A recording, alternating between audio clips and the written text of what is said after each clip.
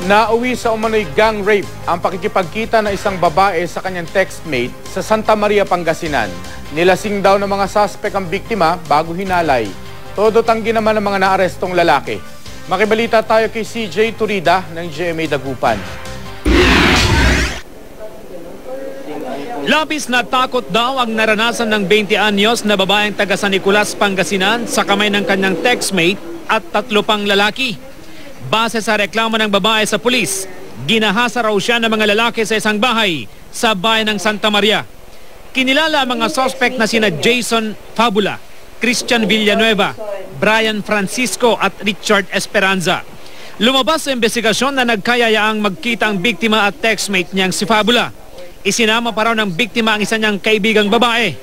Dinala raw siya ni Fabula sa kanyang bahay.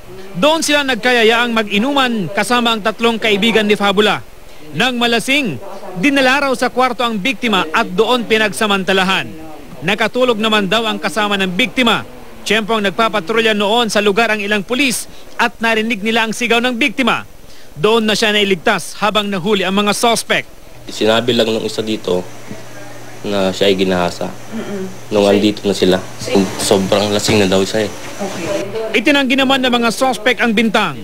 Pinatulog lang daw sa kwarto ang biktima at hindi nila ginalaw. Saya pinaturog na ikadwa ang bagkaan na. Kung rumardi ikadwa. So narsiguro din ninom na ako, nagrew-rew mutan. May problema daw po sa boyfriend. Kaya po nagsisigaw.